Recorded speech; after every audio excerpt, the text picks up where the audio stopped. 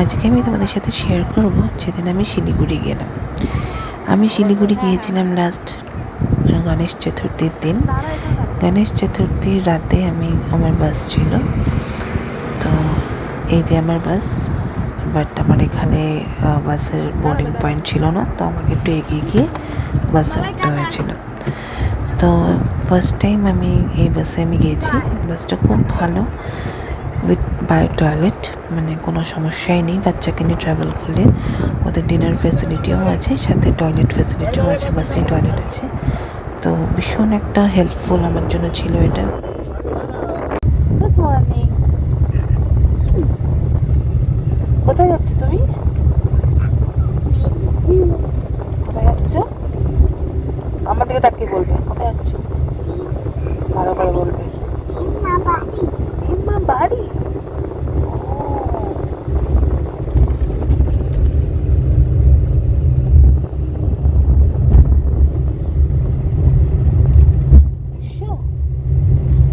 একটু পরে পৌঁছে যাবো।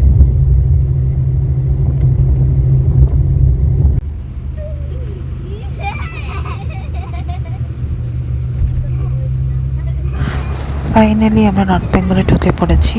এই দেখো সুন্দর পাহাড়, মানে দেখলে মানে মনটা ভরে যায় আবার।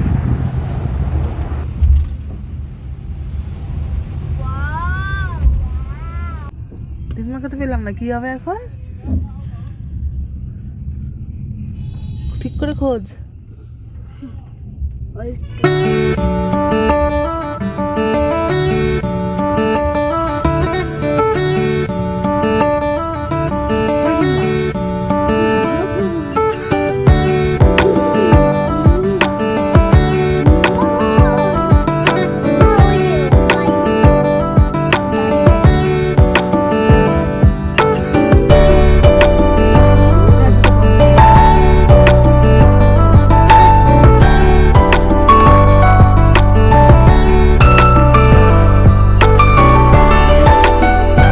শিলিগুড়ি ঢুকে আমরা একটু সময় পাইনি, সাথে সাথে ফ্রেশ হয়ে খাওয়া দাওয়া করে রেডি হয়ে বেরিয়ে পড়েছিলাম, কারণ সেদিন ওদের ঘরোয়া অনুষ্ঠান ছিল মুখে প্রসাদের।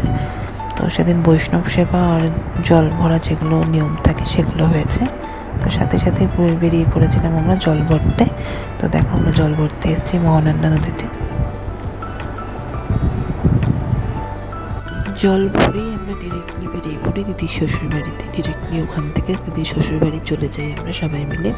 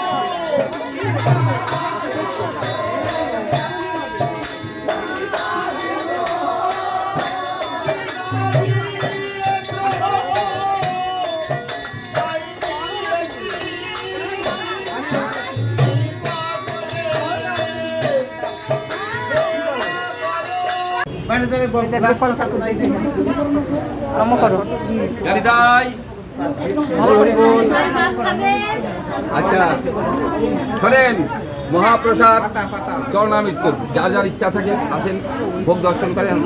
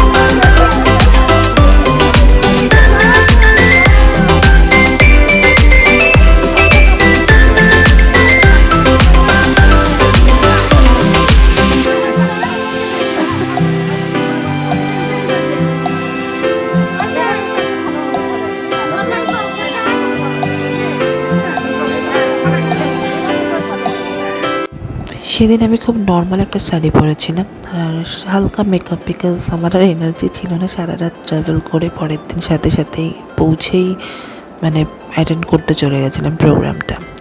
তো কিছু পিক্স তোমাদের সাথে শেয়ার করছি।